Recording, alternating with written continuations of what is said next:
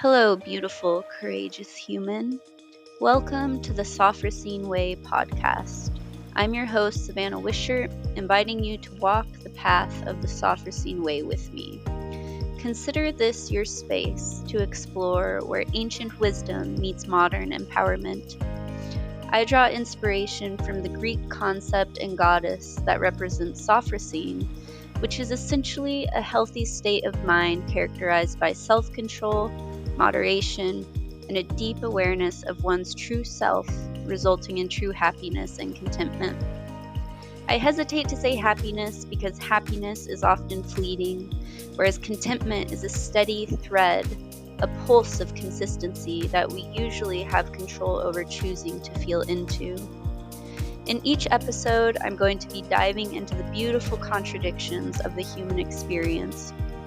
How can you be both fierce and gentle, disciplined and spontaneous, wild and wise? I'll explore thought-provoking conversations with myself and occasionally others who also walk the path of the Sophrosyne Way. Together, we explore practical wisdom, transformative insights, and I'll always be here to encourage you to embrace your whole self, the shadow, the light, and everything that comes in between. We live in a world right now where people like to see in black versus white, and there's so much gray in between. It's not just the gray, but the spectrum of beautiful colors that we miss out on too. And the ability to hold space for two things that seem opposing, two things that can be true at the same time. Without darkness, we wouldn't know what light was, and vice versa. So this is a way that I hope to build a bridge of understanding, to create the perspective, or to encourage the perspective, that opposites can be true at the same time. We all hold different truths, different perspectives, we walk different paths. So here in the Sophrosyne Way, we explore navigating relationships, setting conscious boundaries, all on the path to discover our own authentic power.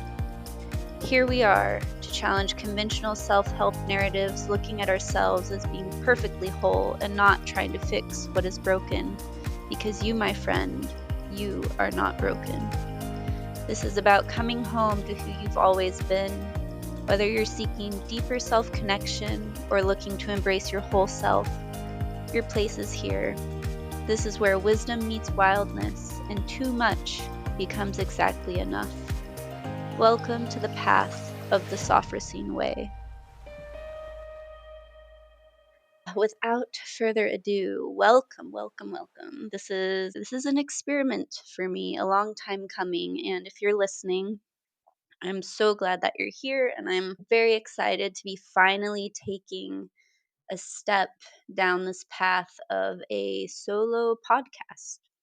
About 3 years ago, I was a guest on my first podcast in Stockholm, where I was interviewed by a yoga teacher of mine who I did a nude photo shoot with.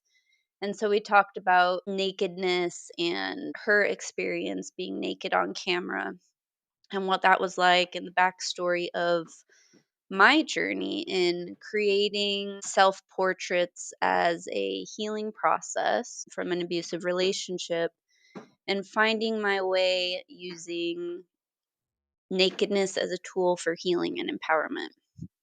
So at that time, her and her co host were recording in a very fancy hotel in downtown Stockholm, and you could rent out the room, and it was a very formal recording space, very fancy equipment, and it was amazing. I loved it. It was great to be on recording and talk about these experiences in a way that writing writing has not a disconnect, but it has a limited level of connection. And this is why I'm exploring this now, because there's just so much power to connecting through voices. And I love writing. I'm a lifelong writer and I will continue to write, but there's just a lot of magic here. So as we dive into today, just I invite you to grab some tea, sit in with your Sit in with your breath and your body and just become present. If you're joining me from a place of self care or self inquiry, then just allow everything to disappear and to just be present in this moment with me and with yourself. I am coming in from a gloomy winter morning in Bellingham, and I've had some half calf coffee, which is my go to. It's the perfect amount of caffeine without overdoing it. And taken my supplements, some rhodiola, some vitamin D, some K2, an attempt to counter the sunless skies of the Pacific Northwest. And I haven't had much to eat yet. Some lactose free cottage cheese, gluten free toast with crunchy peanut butter slathered on top, and bananas, and drizzled with some spicy honey with cinnamon sprinkled on top. That has been my morning so far. The banana bread combination is it's a comfort food for me that I discovered also while living in Sweden when creature comforts are hard to find from home, far from home. Still tripping over words this morning, but I don't know. That's always something that brings me back to just a feeling of like an edible safety signal for yourself. And I love this honey. It's a new one I got for as a gift for Christmas, and it's a harissa honey, and the tagline beneath it says seductively spicy. So of course I love it. But anyway, today I want to share a little bit about the background of my new kind of rebranding, which hasn't totally launched yet, but as the Sophrosyne Way. And the reading that I'll share, which is going to be the bread and butter of this, is Who is the Sophrosyne Woman? Which is it's not exactly a poem, but it's a poetic breakdown of who I aspire to be every day, who I am working toward embodying, and the journey to be that and to grow into that, and to every day continue to strive to be just 1% closer to that. And if you know me, or if you've heard me talk before, maybe on my other shared podcast, Forging Fluidity, with my dear friend Griffin Coombs, you've probably heard me talk about I really believe there's no destination to growth. And once we achieve something that we're aiming for, then we immediately set our eyes somewhere further down along the horizon. And that horizon will always be in the distance. So we don't ever get to a final destination when it comes to growth,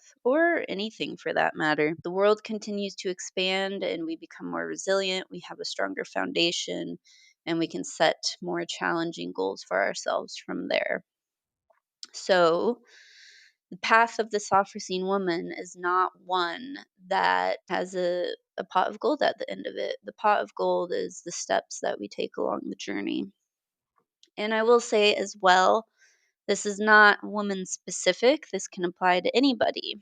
So choose whatever words you'd like to describe it that feels resonant to you and your experience of being human.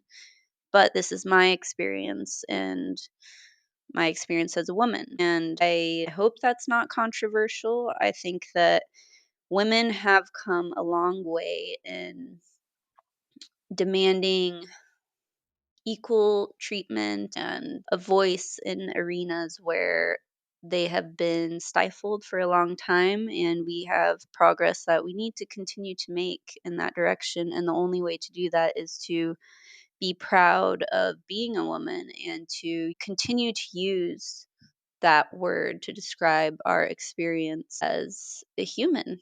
So, anyway, the Sophrosyne woman, the Sophrosyne way. I came across this word probably about 6 months ago. I was trying to figure out a way that I could weave together my self love life coaching and my nude photography experiences to be under the same umbrella, because I want to do everything. If you follow human design or if you don't, I'm a manifesting generator. And I've been leaning into this world a little bit more, which is why I'm doing this today. I had no plan and I just thought, you know what? I'm going to record. I'm going to finally launch the podcast I've been thinking about for 3 years. And that is the guide of the manifesting generator. I have a million projects going on at once, but it's not multitasking. It's allowing myself the freedom to pivot between things that inspire me, that light me up, that make me feel good. And that is kind of my motto in my head. When I start to feel stuck, I remind myself, follow what feels good. And here I am. So, writing is my usual mode of communication, but I've been feeling sticky with it. So, why not give my voice a shot? But I was trying to find this union of where the photography and the life coaching can meet in designing a logo and a brand. And I came across Sophrosyne. I was searching for a goddess who could represent what I do because my nude photography is called the Beast Goddess. And so it feels very in your face, and I started to feel like I wanted something a little bit softer. And so I began to research what goddess might be representative of everything that I was trying to create and point my compass toward. And I came across Sophrosyne and I loved it. It represented everything that I aim to be in my own self and the path that I hope to walk others down when I'm working with them as a coach. But the voice in my head said, but it's such a complicated word. It's not easy to spell. If I tell someone this is my website and that's my domain, then I'm going to have to spell it out. I'm going to have to hand out cards.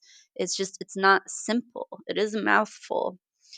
So I hesitated to bring it to life. And in the last couple of months, it's been sitting in my head ever since I found it. And the only way that I know to steer my ship is by the compass of authenticity. So here it is. Here it is being born. And if it's complicated, that's fine. It will be found by who needs to find it. And that is that story. So I'm excited to introduce this to the world. It is my declaration to the world to finally fully step into a leadership position to head the self love revolution that I've been dreaming of.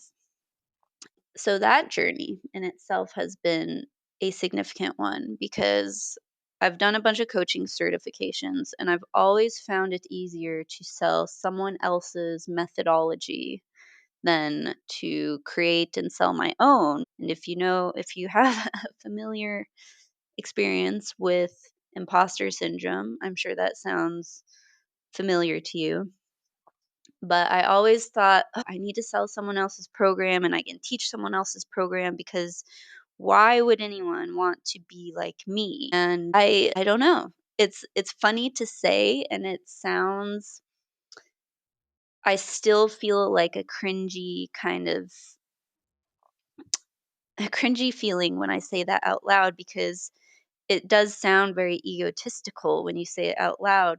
But essentially, if you're creating your own coaching program, that is what every coach is doing. They at least they should be modeling a program that is creating a little miniature army of others to follow in their footpath because that is the only journey that they know. If they're living with authenticity, that is, then they are doing the work to be who they are, and others are inspired by that. And so they create a program to lead others down that path. So my ego had a really hard time wrapping my head around that. And I just suddenly had a thought one day like, "Oh, but like, I don't know. Why why would it be so bad to be like me? I have the mental resilience. I have the discipline. Like I like myself. I like my life. My friends like me. So I should maybe stop playing small and hiding behind these other lifestyle formats from other programs and to really fully embrace my own and to wear it proudly."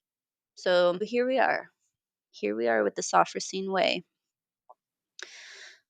And with that, I was a First Friday artist at Wink Wink here in Bellingham on the 7th, just over a week ago. And I debuted the print for this poetic writing of the Sophrosyne Woman.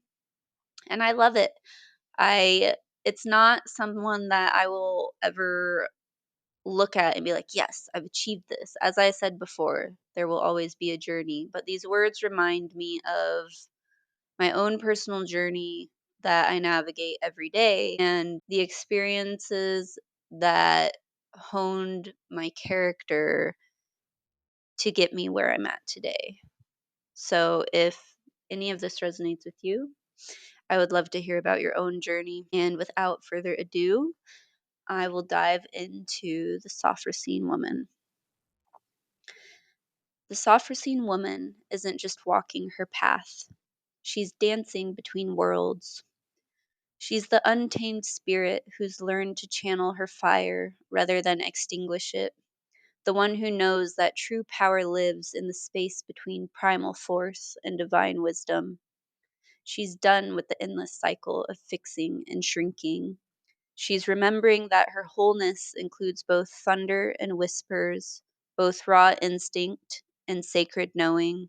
She feels too much, thinks too deeply, and refuses to apologize for the space she takes up in the world. You'll recognize her by the glint in her eye, that spark that says, I've touched my darkness and found it full of stars. She's the one who creates sacred rhythm in life's chaos, who moves with grace between stillness and storm, the one who embodies both warrior and mystic, carrying ancient wisdom through modern waters. She is the anchor point of calm in the sea of loud, fast distraction. She's reclaiming the medicine that's always lived in her bones, the truth that self-love isn't some soft pastel complacency. It's fierce, it's messy, it's revolutionary. She knows that healing doesn't mean becoming someone new. It means coming home to who she's always been. The Sophrosyne woman dances with her shadows instead of trying to outrun them. She's learned that intensity is her gift, her sensitivity is her superpower, and her ability to hold space for both chaos and clarity is her magic. She's not interested in fitting into spaces anymore. She's creating her own, where wisdom meets wildness, where ancient knowing meets modern power, where too much becomes exactly enough. She's the one who's ready to stop seeking and start embodying, to trade self-help for self-sovereignty, to embrace and build a bridge between the beast and the goddess living in her bones. And she's calling in her sisters, the ones who feel this wild wisdom stirring in their blood, the ones who are ready to rise, not by forcing change, but by finally, fully, fiercely loving who they already are. This is her time. This is her way. This is her medicine. And you can just let that land. Let the words marinate. Feel them in your heart, maybe in your soul, maybe felt in goosebumps that wander, walking their own path along your skin. That, my friends, concludes today's chapter of the Sophrosyne Way. Thank you for tuning in, and I hope that this leaves you with some thought prompts, perhaps some journal prompts, and you are enjoying the process of walking your own path. Hopefully not paving it, because we do like the wilderness as it is, untouched by human hands. If you've been inspired, I'd love to hear from you. I'm leaning into more dialogue and less monologue these days, which might seem a little bit ironic considering I just spent this time in a monologue. But my hope is that It's an invitation for you to spark conversation, whether with me, whether with a loved one. But wherever it takes you, I hope it's somewhere authentic, led with a compass of courage. So until next time, continue walking your Sophrosyne way. And connect with me if you'd like. You can find me on Instagram at Primal Revolutions, and you can look at the show notes for everywhere else I might be on the internet, because I'm pretty much everywhere. Till next time.